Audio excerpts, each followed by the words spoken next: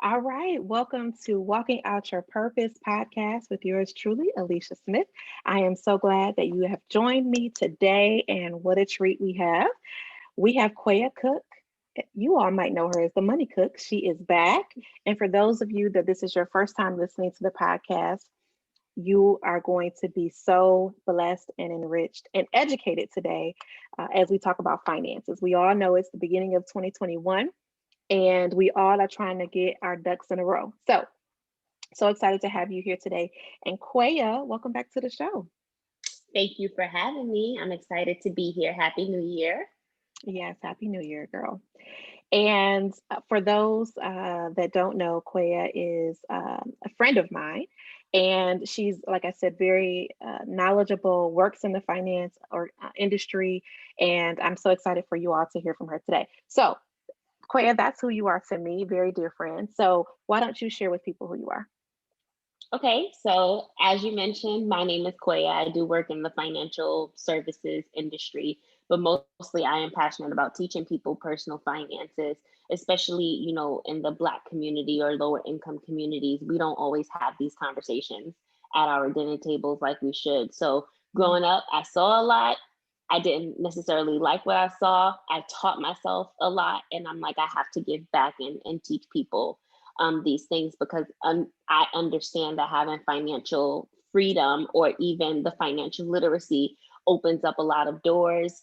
The way you negotiate, the way you present yourself, it's everything, right? So I created the Money Cook so that way I can teach people these things on social media or one-on-one consultations. And that's really what I'm going to be focusing on for 2021.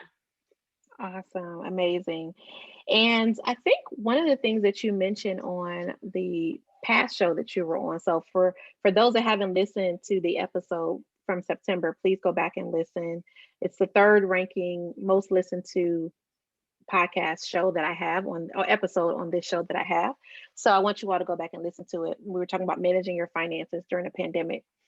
But one of the things that you shared on there was that you were planning to buy a house and you bought a house. So ladies I and did. yeah. So ladies and gentlemen, put a plan in place. And this is a person that you need to listen to because she manifested exactly what she dreamed of and talked about back in September. So congratulations Thank on you. your new home. All right, so let's go. We're going to kick it off talking about financial goals for the new year, right? Because all of us Okay. are working on that. So, what should people be doing in 2021 to set their finances in order? I think that people have to make goals, but not just any goals. They have to be SMART goals. So we know what Yeah. SMART goals are, right? It's specific, measurable, achievable, realistic, and timely. And a lot of people throw that acronym around, but it's really important because our financial goals are going to be different, right?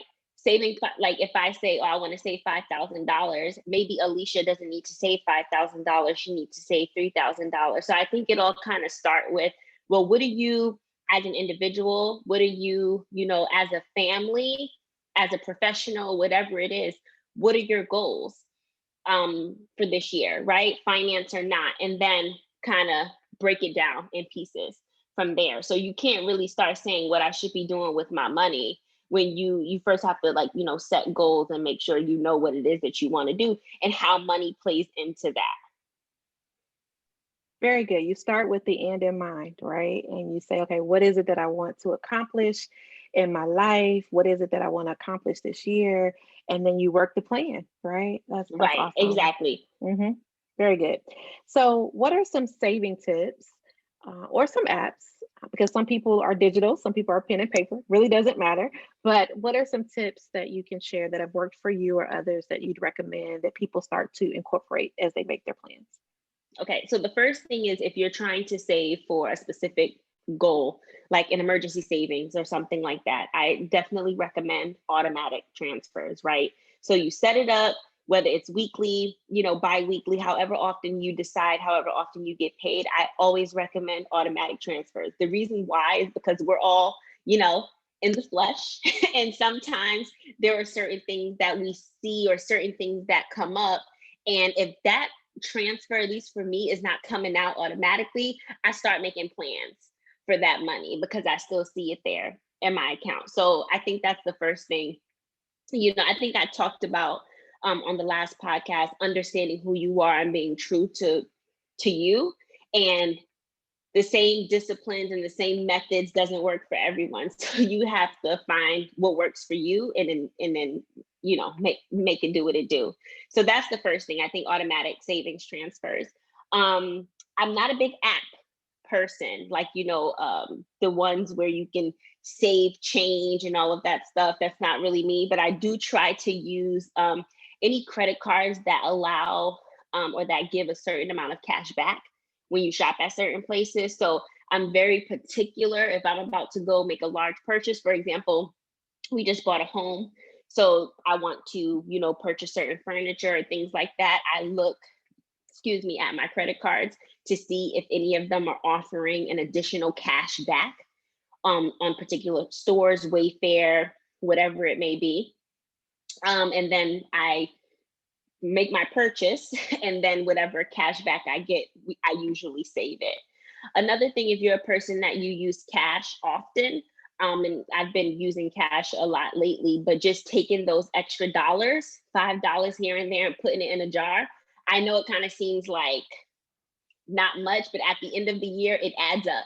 If you just take $2 here, and then you take it to the bank, and you'll realize, in addition to what you've been saving in your savings account, how much you've been saving. Another good app actually is Rakuten. It was formerly Ebates. That's a great app to use too, to just get cash back. So it's almost like getting into a habit of seeing what offers and deals and things like that are out there that's available to you before you start shopping. And it's hard, especially sometimes you just want to go on Amazon and say, hey, let me purchase this. Right. But they may have the same product at a different store, and then Rakuten is offering 10% cash back. So I guess planning more in the beginning, maybe planning out your month, what it is that you need to buy, and then taking the time to do some additional research so you can save yourself some money. Now, those are great tips, and you are speaking to me because I'm very impulsive, and I am an avid Amazon junkie.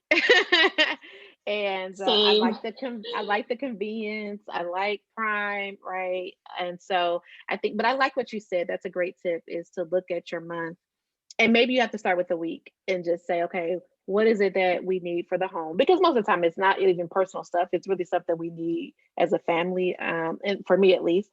And so, what is it that we need? And like you said, doing some research and figuring out where you can get your best deal. So I like that. And I love the idea of the saving the dollars and the $5 and all that, because you're right, it adds up and every dollar counts. And, savings goals don't have to be astronomical, right? It can start, right. You can start small and again, accumulate. And so, and what I do is I use Ally Bank. We talked about that last time. And of course, now the savings rate is a lot lower than what it used to be, but still, I put my sinking funds there because it's going to gain some interest, and that $4 or $5 is more than what I would have if I just kept it in my wallet. So definitely find those different ways. Yeah, oh, that's good, very good. So if someone is trying to save for their emergency fund, because we know that we have to have a rainy day fund, so you can call it whatever you want, but the point is that it's there for those unexpected expenses. And so we all need to be preparing for that, for loss of job, or just something changes and shifts, medical situation. So many things can happen. So as we're preparing for that, how much should people save, and how can they get started with that? Because sometimes it can seem so lofty as a goal. How can they make that attainable? I think that for the most part, what I always tell people is, for 3 to 6 months starting out of your monthly expenses, right? So God forbid, if you were to lose your job, your spouse was to lose their job, what do you need to continue to live, right? So your rent, your mortgage, your utilities, things of that nature, excluding all of the extra stuff that's really not needed, right? But what do you need to keep a roof over your head?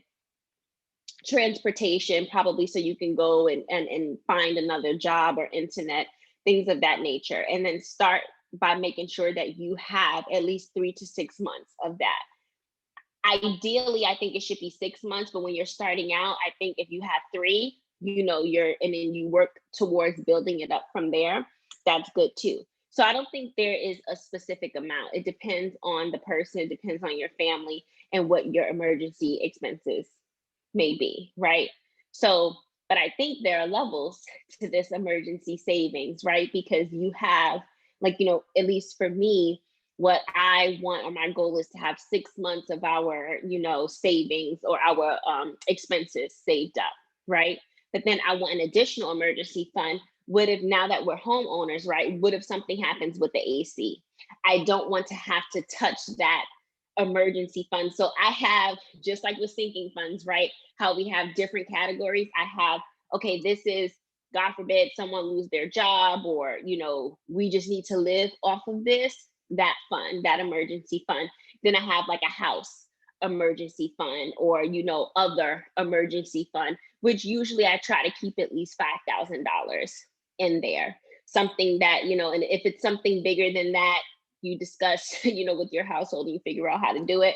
But that's usually what I would do. So for the college student, or maybe for the person that's still living with their parents, they don't have a large amount of expenses, I think 5K is a pretty decent amount that should be able to cover, an unexpected large expense. Now for medical, if you do have a job that offer, medical insurance, I definitely recommend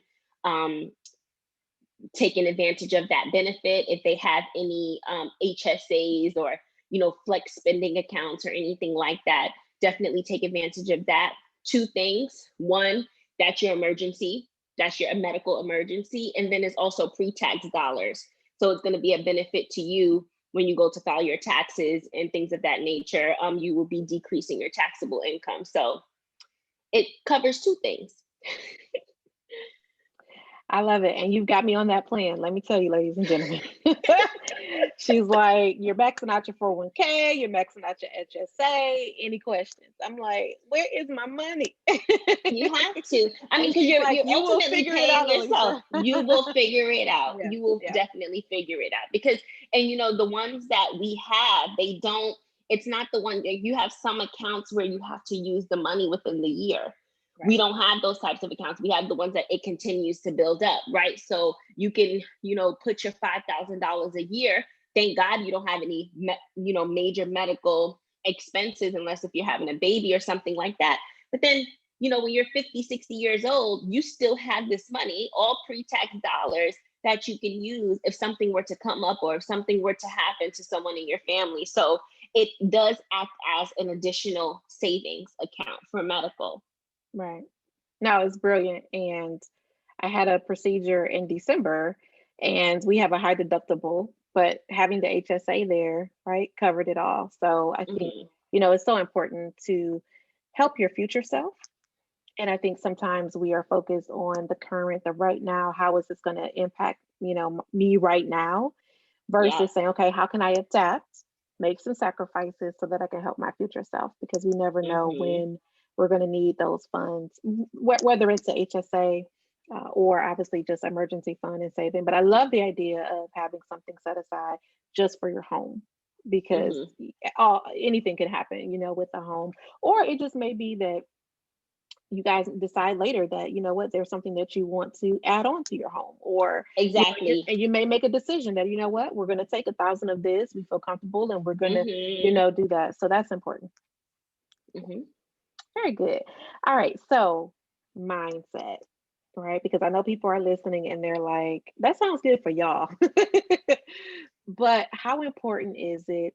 And how can we bring those folks into the fold as it relates to changing your mind about your money, and making sure that you start to create discipline and routine so that you can have a great financial present and a great financial future?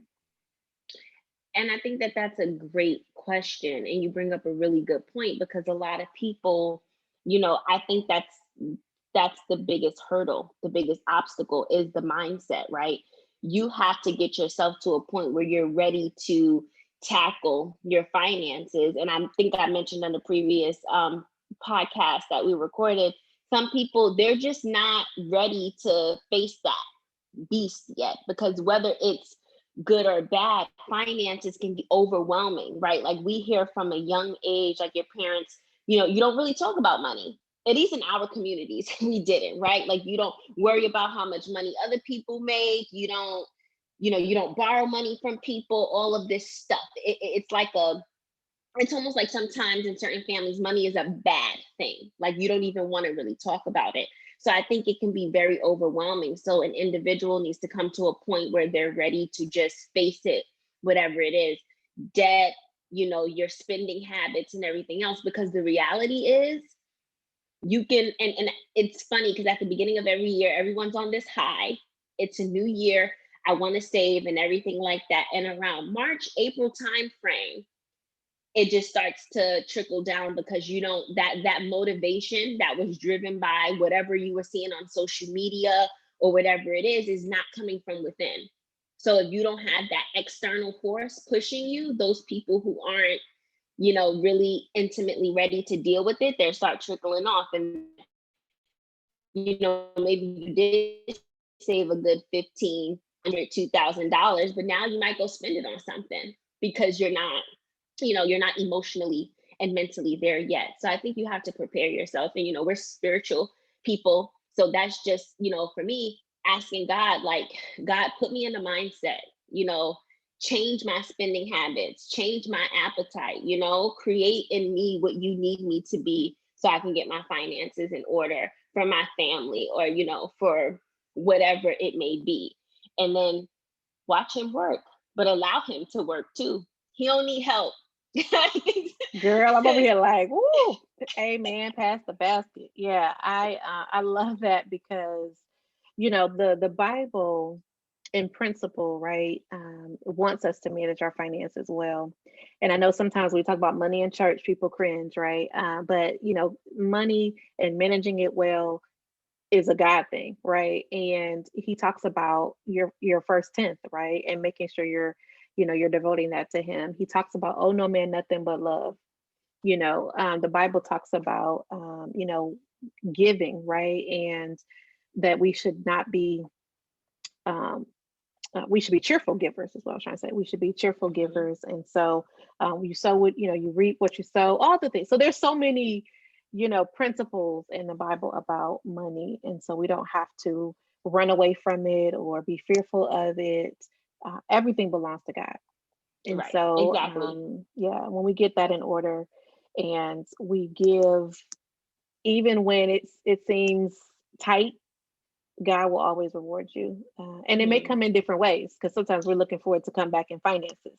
And But it's it may not come back, always that yeah. way. It may come Yeah. back in a new opportunity. It may come back in just, a good health report, and maybe you were dealing with a health issue. Right now you don't have to pay those, all those doctor bills. I mean, so you just have to open your eyes to look at how God will bless you.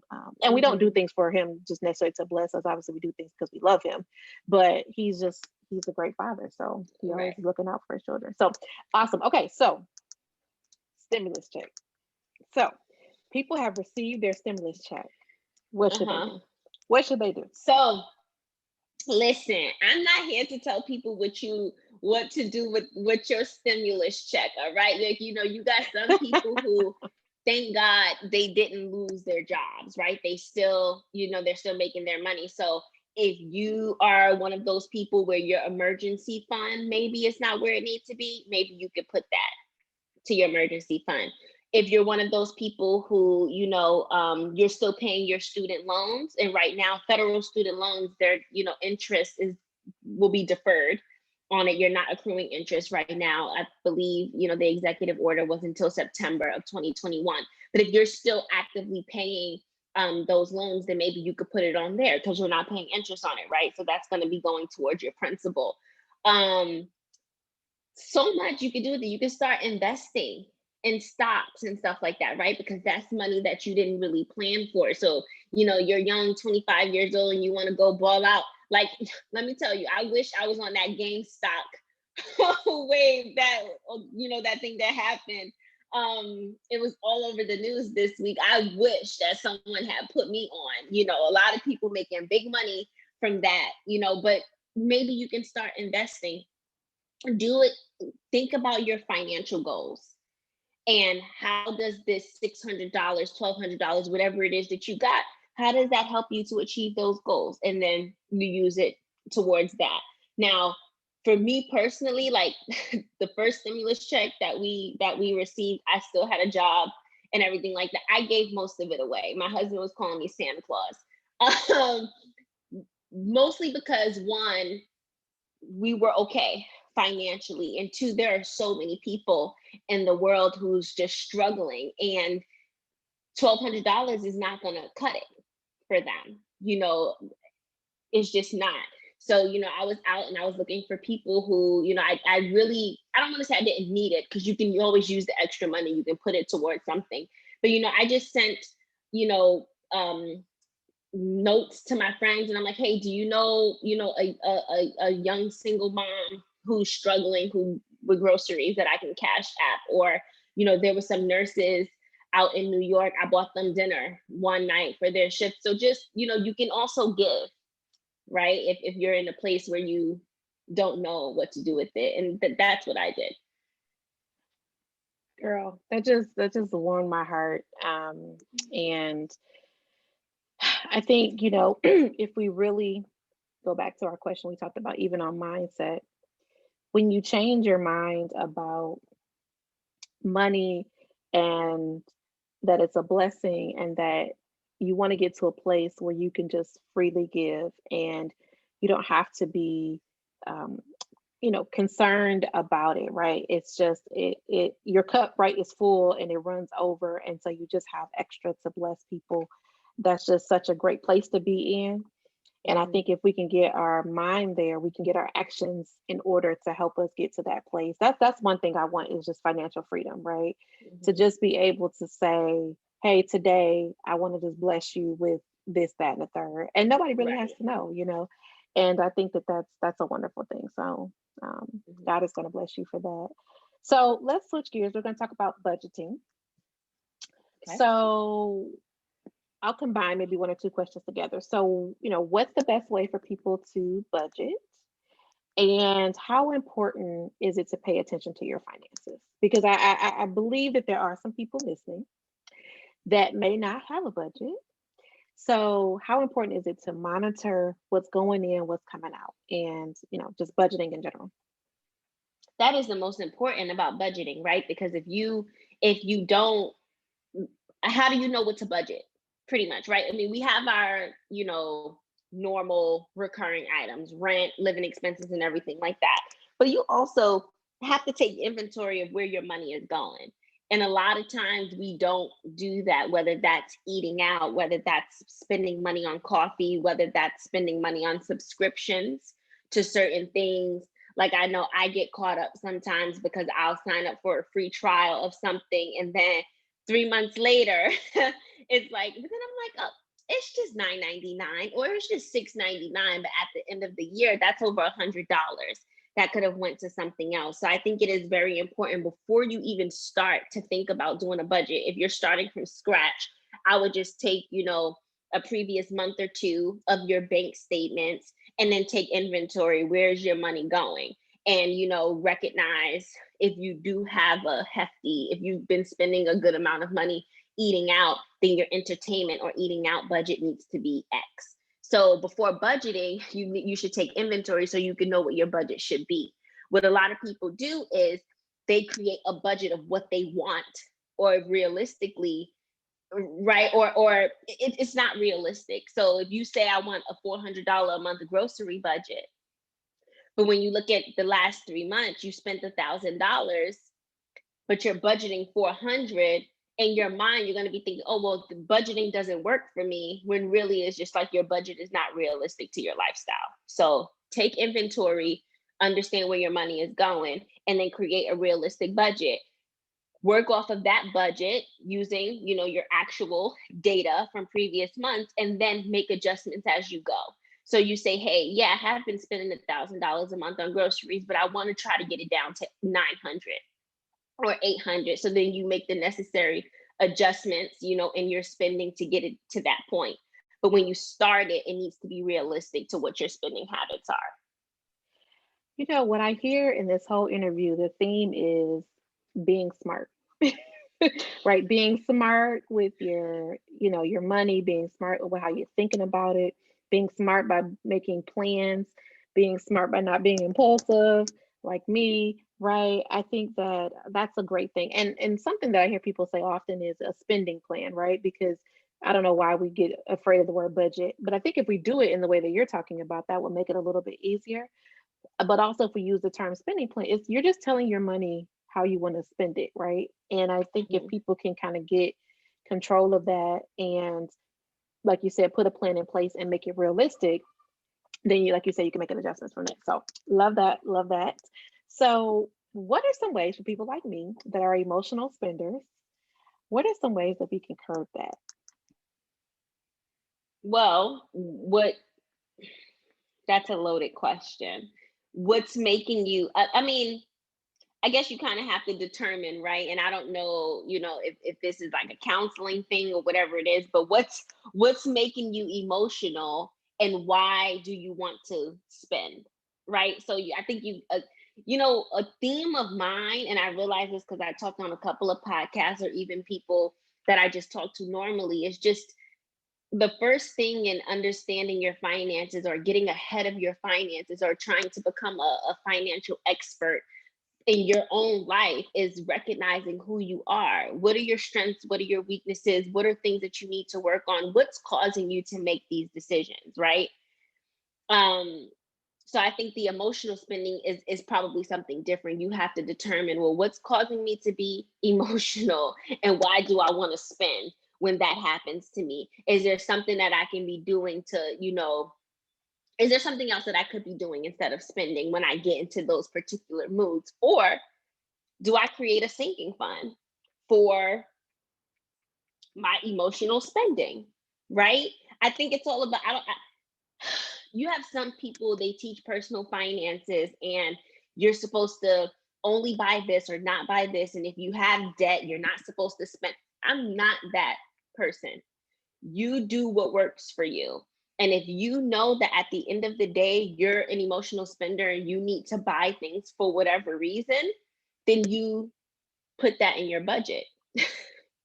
You make it, Yeah, you create a line item for, I call it allowance. This is what we do, fund money here. yeah, So every paycheck you get a certain amount of fund money. So if I want to become an emotional eater or whatever and get Chick-fil-A or ice cream or whatever it is, I have my fund money for that. So it's not messing up our financial goals, our personal goals, or anything like that, because there's already money allocated to that. So I think that, especially if it's just sometimes we all have our days and months. Like I just want to for buy sure. myself Hmm. something nice, right? Like, Yeah, so yeah, I think that that's fine. Just create a budget for it. Now, if you find that it is becoming if it's becoming an issue, some people have emotional spending issues that lead to getting into more debt, that leads to opening up credit cards. And if it's getting out of control, then that's a different story. But, if you have the additional money and you want to create yourself a little fund to go shopping, I don't think there's anything wrong with that. As long as it's not, preventing you from achieving your financial goals. yeah. No, that's good. I think, like you said, getting to the roots of what's causing the behavior so that you can correct it. And I think that's good. Hmm. Oh, and like you said, especially if it's not overboard where it's spilling into other aspects of your life, then you need to just put you an allowance or, fund money in Right. place to capture that. No, that's good. So, to your point, it's personal finance, so it's personal. And so one of the things that, I think is important, and you said it today, is to make sure that you're doing what works for you and your household. And so for some people, they may have heard of this kind of like 50, 30, 20, 50% goes to a certain type of expenses, 30% goes to something else, 20% goes to that. Some people do 70, 30, 10. Any thoughts on that, or would you just encourage people to try and see what works best for them? Tell me what your thoughts Yeah, I are. think you yeah, I think you have to try different methods to see what works best for you. I think, when you have those methods 50-30-20 or 70-30 or 70-20-10 or whatever it is, you're kind of putting yourself in a box, but you have to take inventory to see. For some people, their, 50% of needs that this theory is, their needs might be 80% if they have certain, medical conditions or whatever it is. I don't think that you can always necessarily follow that, but it's important to take inventory to see, like, as of right now, what is that percentage? Each of those categories, what is that percentage? And can you make some adjustments to it? For some people who are, debt free, and they only have, like, their living expenses to pay, their needs, that percentage will be a lot smaller. So maybe they decide that they want to, create investments, or, more savings, or more giving, or, whatever it is. So you first have to take inventory, see where you stand, and then ultimately, where do you want to be? Everyone doesn't want to do the 50-30-20, right? But just figure out, what do you want, and then make adjustments to get there. Absolutely. It is not one size fits all. It is not I think what you talked about earlier, where we're so prescriptive and we create this box, and we're like, you only can do personal finance this one way. I think but you still have to be smart, and I think you still have to take inventory, and you still want to make sure that you're hitting the goals that you've set forth for yourself, but the path to get there can look so different, just depending on, how much you're also willing to work more. If you want to earn more income, it could be based on, just a lot of different things, related to your life situation. So And the take, strategies will change yeah, depending on what's going on in your life. So that's why a lot of times too, I don't teach to just be, real, like what you said, prescriptive and doing this one thing. You have to be flexible with yourself, because life is going to happen, right? So when you were single and living by yourself, your finances is completely different than when you get married, and when you have children, and when you have to send those children to college. So you just have to be adaptable, and constantly taking a look at it, so that way when it's time to make a change, because what worked 5 years ago is probably not going to work now, right? So that's why it's important to keep on taking that inventory. Now, I'm a little extra, and I look every month, sometimes multiple times a month. You don't even have to do that. You can have checkpoints to say, hey, every quarter or every 6 months, or, if you, depending on the type of person that you are, if you just want to do one big review at the beginning of the year, you can do that too. But just make sure that you're keeping your eyes on it and making adjustments as your life is changing. yeah, it's personal finance and managing your finances in general.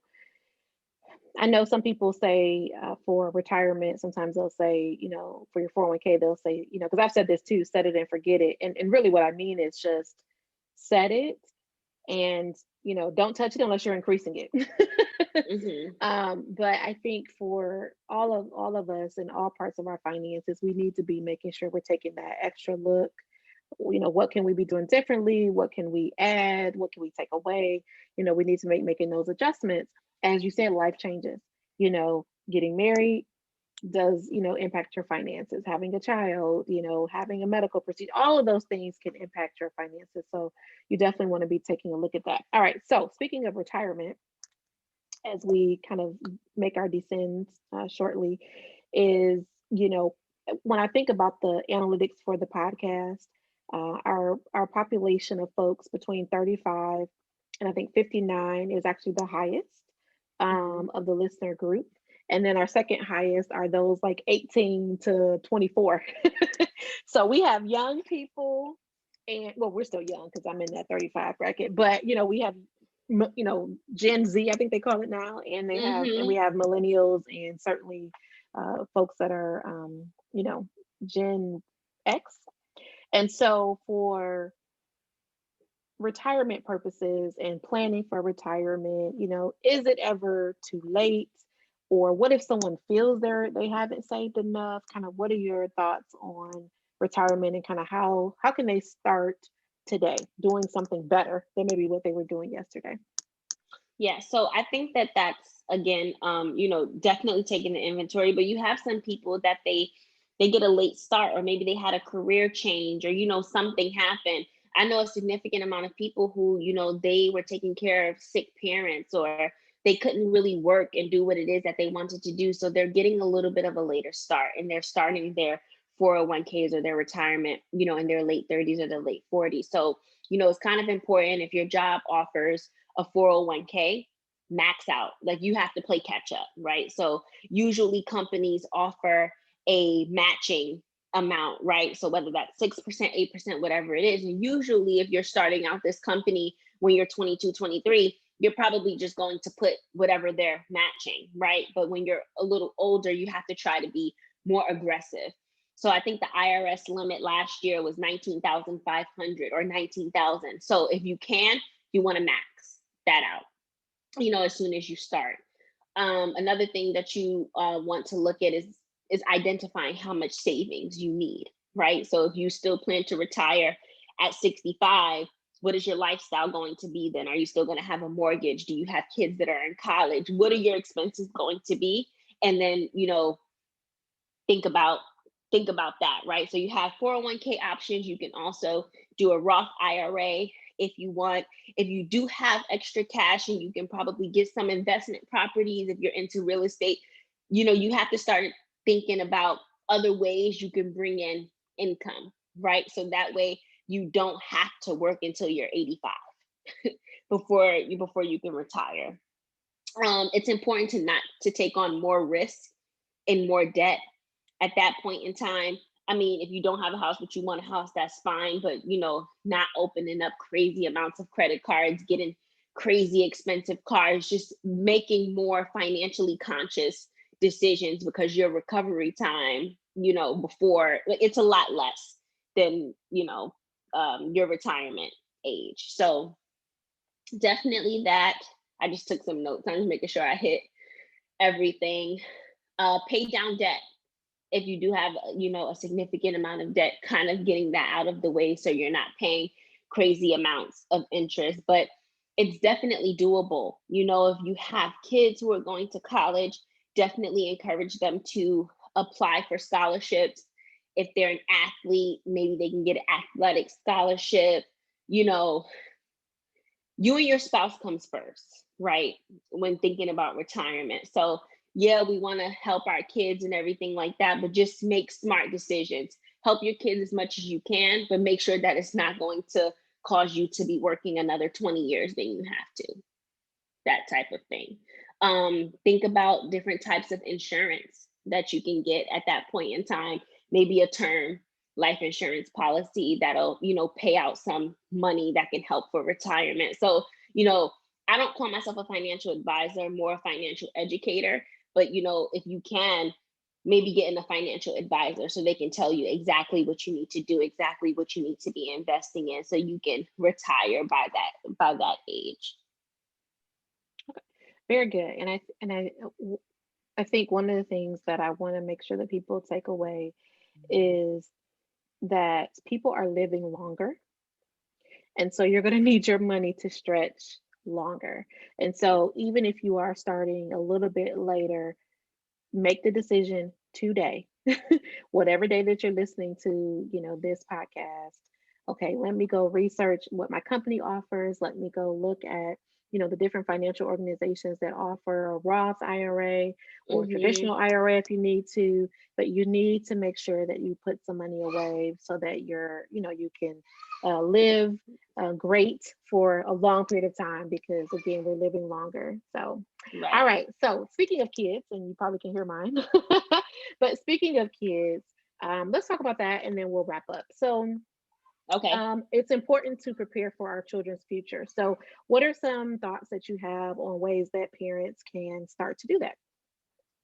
Well, I think that you definitely have to start as early as possible with financial literacy, right? So, like, those conversations that usually happen at the dinner table, right? So, um, I don't think there is a two. I mean, if your kid is one, right, he's probably or she's probably not going to understand. But, teaching them the value of a dollar, teaching them, the importance of hard work or where money goes and everything like that. So for us, we talked about, as our kids grow, giving them an allowance and then teaching them about tithing, teaching them about saving from a very young age, right? So that way it can become, they can become accustomed to it and understanding what to do with their money, not just, hey, take this $5 and go do whatever it is that you want for it.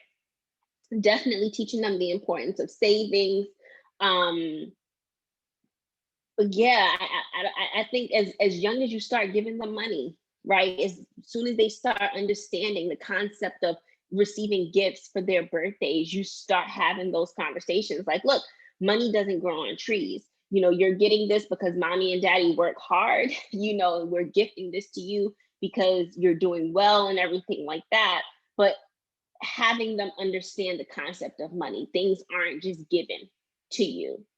And then they'll continue to ask more questions. And I think you just kind of open up the door that way. It shouldn't be one of those topics that we're scared to talk about, because they're going to make, and probably younger than what we were, what our parents were, having to make decisions, financial decisions. When you go to college, you sign all of this paperwork to take out these loans, and you have no idea what you're getting yourself into until you're about to graduate and you get these letters in the mail. It's like, your payment is going to be $500 a month. What does that mean? What is an interest rate?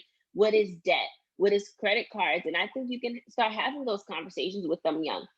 You don't want to overwhelm them and make them scared, but at the same time, you want to make them aware of what's out there so they can make informed decisions, or they can feel comfortable coming to talk to you about things before they go ahead and do it. A lot of the times, like when I got a new credit card, I was so scared to tell my mom because I was like, I don't want her to yell at me because I'm just, you use credit cards sometimes like cash, thinking about it. But I think if you just have those conversations in advance, kids will feel comfortable coming to talk to you about things, and you can help them to make an informed decision. Perfect. And one thing that we do for our son, our older son, is that we have we give him, so he likes Fortnite, the video game. And so what we do is we allocate, you get, I think it's like $31.99 for like the lowest package of V-Bucks, I think they call it. And so we're like, you get that once a month. It comes on the first of the month, and that's what you have for the month. Don't come ask us for more. That's what you get. And then he has his chores that he has to do. And so we try to, because every week you'll be getting it, because they're not thinking, right? They're just like, Right. oh, but it's a new week, I need to play again, Right. Yeah. And so, yes, I think it's important to teach them and to make sure that's in order. So I want to talk about college real quick. And, one thing that we did is we have 529 plans for both our children. So I wanted to get your thoughts on that. And then, can kids go to school without going into debt? Yes. And yes, I think the 529 plans are great. A lot of them are transferable too. And when you start them when they're really young, I've heard really great things. So I don't know, like the last podcast, I wasn't, but I'm expecting. So, which, so we're having another baby boy. Yes, we're growing our family. So we're gonna have two baby boys this summer. I'm not pregnant with two, I'm having one, and then 1 + 1 = 2, right? So we're gonna set them up a 529 account, because I just think it's important. And if they decide that, they don't want to go a traditional route, we'll take it from there. But it's important to, do these things while they're young, compounded interest, right? We know that, we understand it. And then you're setting yourself up so that way your kids are taken care of for college. Now, there are ways that kids can go to college without debt. There are a lot of programs out there, a lot of scholarships out there that are available to people. So I think we just have to educate our children and, letting them know what's out there. And we probably have to educate ourselves to find out what's out there too. There are so many different programs. Like there are high schools where your kids can go to and get their associate's degree while they're completing like their high school careers, right? So then they only need to go and maybe only need to spend 2 years. You don't even have to have money for 2 years of college as opposed to 4, right? Understanding your kid and talking to your kid while they're growing up, so that way you can gauge, well, does he want to go to a 4-year university, or does he want to go to more like a technical school? Does he want to be an entrepreneur? Can we give him some money to set something up that way? I think we all kind of have this traditional sense of, oh, you go to high school and then you go to college. But I plan to have more conversations with my kids to figure out what it is that they want to do and how can we help them to be successful in whatever that may be. I'm not going to force them. Like, for example, my mom was like, you getting out of here. You going to you going to college, right? Because that's what she knew. And she also didn't have that experience and that opportunity. So for me and my 3 sisters, she wanted us to have that. I thank her for it because I am who I am because she pushed us to do that, right? But I don't want to have that same, being more knowledgeable, experiencing certain things and meeting entrepreneurs and meeting people who took the non-traditional route. I want to be able to, show my kids that there are other things out there. And so I think by having those conversations, you'll know what to do, and you'll probably end up spending a lot less money by steering your kids in the direction to, kind of what they're passionate about and where their heart is leading them. Awesome. And I think the earlier you start, like you said, I'm so glad you're going to start that for your children. The earlier you start, the better for like you said, the compound interest. And the beautiful thing about 529s is you can invite other people to also give money. So Right. We, the Smiths, will be making sure that we do that for CJ, and I won't name the other baby because you'll name that baby at the right time. But yeah, but definitely, I think that's important. And to, like you said, talking to them, understanding if they want to go down the entrepreneurship path, because obviously that can be fruitful for them as well. And and maybe they don't need a degree. Maybe they still want to go to school, get their business degree, so they can be an entrepreneur. So I think it's, but you want to be prepared for them to go to college, right? And then if that happens, then they've got a nice nest egg to do that. Perfect. So this has been awesome. And as I mentioned in the beginning, this was going to be educational. And that's what we want to share information on this podcast. And we want you, when we talk about walking out your purpose, especially if you are a parent, you want the best for your children. If you are, not a parent, but you're, married, we want the best for your marriage and your finances. We know that finance is the number one issue and reason for divorce. So we want you to, be walking in your purpose as it relates to taking care of your finances so that you can bless other people.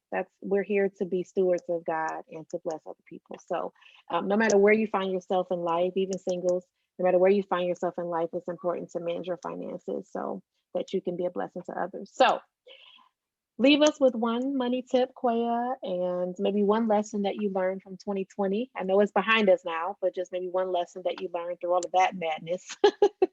And then, of course, tell people where they can find you. Okay, so my best money tip. There's so many. I'm trying to think of the best one. The best money tip I would have to say is save. Save. Like you can't save enough, right? I mean, there are other things that you can do with your money, and you'll have people, especially investors and stuff, will be like, oh, invest. But you know what? Save to a point where you're like, okay, I don't know what to do with this money, so let me go and invest, right? And I think that, and at least for us, we didn't, lose our jobs or anything due to COVID. We did have some financial impact though, but we didn't feel it as much because we kind of had that nest egg. So save as much as you can. Anything extra, save, put it to the side, and pay down your debt. Try to find a good balance. And it's tough. I'm not going to sit up here and make it seem like it's easy and it's not a 50-50. You have $1,000, put 500 in savings and put 500 in debt. Find what works for you, but save and pay off your debt. And I think that you're going to find yourself sleeping better at night. My biggest financial lesson in 2020 is giving, because I gave a lot, but I was still able to achieve all of my financial goals and then some. So I think that especially in times like this, right, where so many people are struggling, giving, if you can, like, don't go not paying your rent and your mortgage to give, right? But definitely make sure that if you have the extra and if you're led to give, it makes you feel good, and I think that God blesses a cheerful giver. So um, I, that's my biggest financial lesson in 2020. And you can get in touch with me by following me on Instagram at the Money Cook. And please send me, a direct message. I would love to connect with you if you have any questions or anything like that. And Alicia, thank you again for having me. It's always fun. We have conversations like this all of the time, but thank you for having me and giving me a platform to, share what I'm passionate about. And thank you for doing what it is that you're doing with this podcast and allowing other people to, walk out their purpose. Thank you. Thank you. And it's been a pleasure.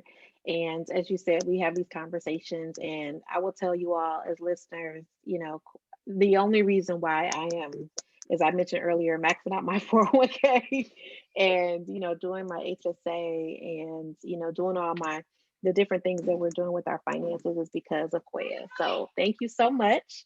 And until the next time, you all be blessed.